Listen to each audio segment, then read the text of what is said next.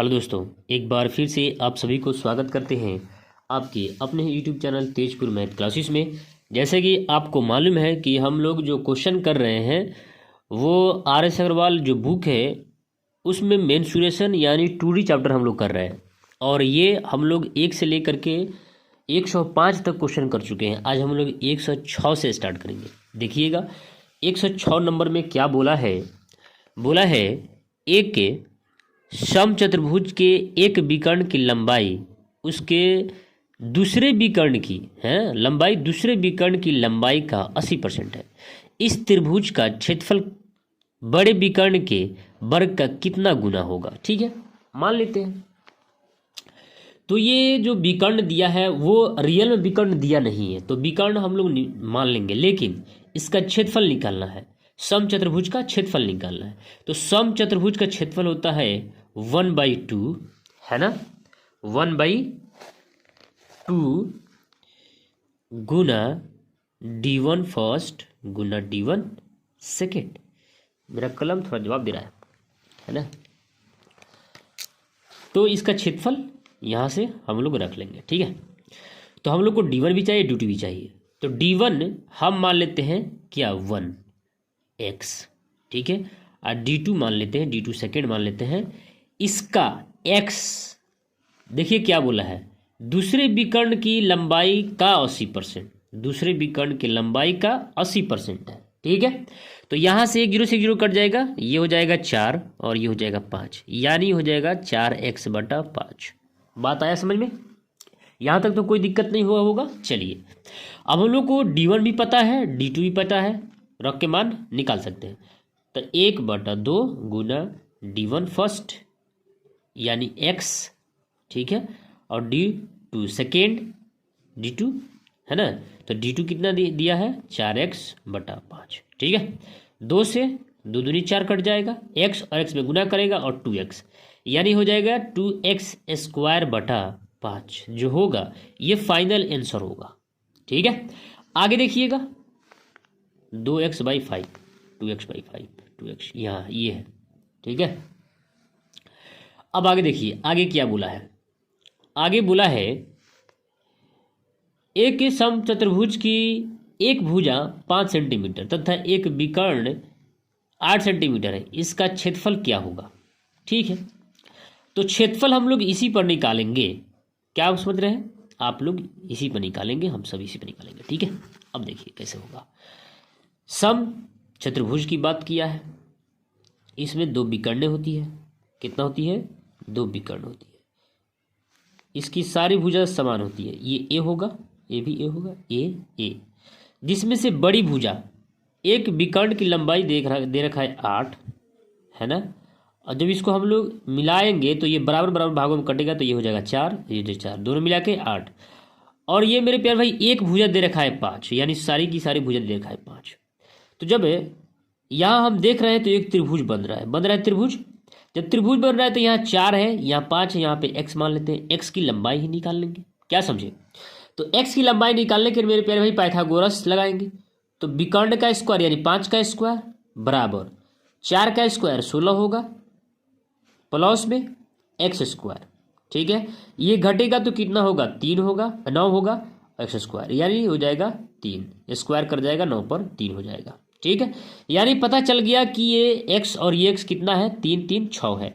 अब इस पर हम लोग मान रहे कि इसका आंसर निकाल सकते हैं। देखिए 1/2 गुना 6 गुना कितना 8, दोनों D1 D2, ये हो जाएगा 3 8 तिरकी 24 वर्ग सेंटीमीटर जो होगा इसका आंसर होगा।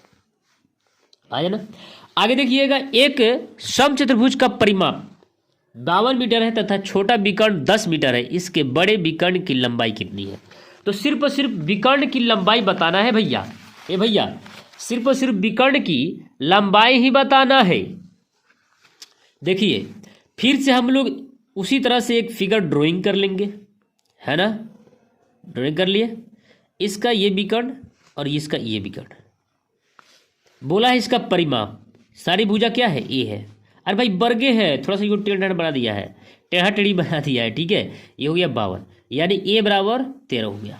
तो यानी a का मान कितना आ गया 13, 13, 13 और 13 आ गया। बोला है छोटा विकर्ण, तो छोटा विकर्ण ये है, तो 5 और 5 में बढ़ जाएगा, तब ना यहाँ से यहाँ तक 10 होगा। और छोटा विकर्ण 10 है, तब बड़े विकर्ण की लंबाई बोला है। तो जब आपको मालूम है कि इसका लंबाई 5 है, इसका लंबाई क्या है 13 है, इसका भी लंबाई निकाल सकते हैं पाइथागोरस के हिसाब से। तो हम लोग क्या करेंगे, 13 का स्क्वायर 169 बराबर 5 का स्क्वायर 25 प्लस यहाँ पर y मान लेंगे, ठीक है, y का स्क्वायर। आया बात समझ में?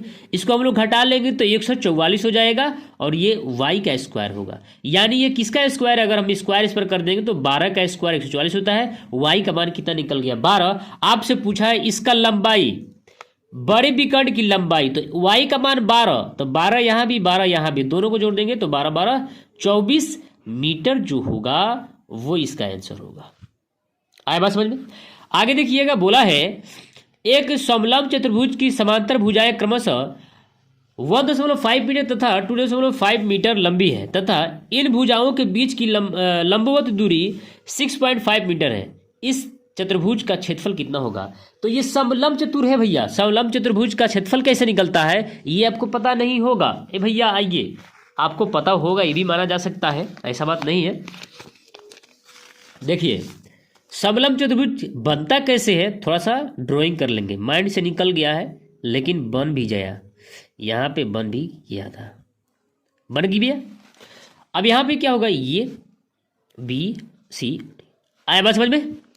ये चारों भुजा के हमने नाम दे दिया, कोण का नाम दे दिया। अब ये क्या बोला है, बोला है भुजाएं 1.5 बड़ी 2.5 और ये क्या हो जाएगा लंबवत, इसका दूरी कितना है भैया, इसका दूरी है 6.5। इसका क्षेत्रफल निकलता कैसे है, 1/2 A B plus C D, ठीक है, सी डी गुना एच, ऐसे करके निकलता है, ठीक है। तो जोड़ लेंगे तो यानी 1.5 प्लस 2.5 गुना इसका ऊंचाई कितना है 6.5, इसको हटा देंगे 10 हो जाएगा, ठीक है। तो 1/2 गुना इसको जोड़ेंगे तो 4, इसको अगर बनाएंगे मेरे प्यारे भाई तो 65 भाई कितना होगा 10 होगा। 2 दूनी 4 होता है, 2 पचे और ये 13 पचे, यानी 13 वर्ग सेंटीमीटर जो होगा वो इसका फाइनल आंसर होगा। देखिए आगे देखिएगा, एक और क्वेश्चन, लास्ट क्वेश्चन है 110 नंबर क्वेश्चन। क्या बोला है देखिएगा, बोला है एक समलंब चतुर्भुज की समांतर भुजाओं का अनुपात। ए भैया यही बात बोला है, समलंब चतुर्भुज की समांतर भुजाओं का अनुपात 3:5 है तथा इनके बीच की दूरी 12 मीटर है, यानी इसका लंबाई दे दिया है 12। यदि इस चतुर्भुज का क्षेत्रफल, यानी ये टोटल क्रिया करने के बाद क्षेत्रफल निकलता है, उसी प्रकार से यहाँ का मान दे रखा है, ठीक है। तो समांतर भुजाओं में से छोटी भुजा की लंबाई कितनी होगी, यानी इसमें गुना कर लेंगे तो आंसर पता चल जाएगा। आया बात समझ में? तो आप मान लीजिए मेरे प्यारे भाई, आप मान लीजिए यहां बना दें, सुनिए ए बी सी डी, इसका लंबाई कितना है भैया, इसका लंबाई 3 है और इसका लंबाई 5 है। इसके साथ हम 3x अनुपात 5x मान लेते हैं, मान ले भैया, मान लेते हैं। अब देखिए क्या होगा, इसका जो ऊंचाई है वो कितना दे दिया है 12 दे दिया है, ठीक है। तो इस पर हम लोग रख ले इस पर, तो 1/2 A B plus C D जोड़ेंगे 5 3 8 हो जाएगा, 8x गुना इसका h कितना है भैया, इसका दूरी कितना है 12 बराबर, ये कैलकुलेट करेंगे तो कितना आएगा क्षेत्रफल आएगा, वो ऑलरेडी आपको दे रखा है 384, ठीक है। तो बराबर कर लेंगे 384 के भैया, 12 से काट लेंगे, 12 3 36 होता है और 12 दूनी 24 होता है, 8 से काट लेंगे 8 चौकी 32 होता है, ये 2 उधर जाएगा गुना कर देगा तो x का बराबर, यानी x का मान क्या निकल जाएगा 4 दूनी 8 निकल जाएगा, ठीक है। अब 8 निकल गया तो आपसे पूछा है छोटी भुजा, ये भैया x का मान 8 है, छोटी भुजा में गुना कर दीजिए, 8 त्रिकी 24 सेंटीमीटर। आया बात समझ में, आया क्वेश्चन समझ में?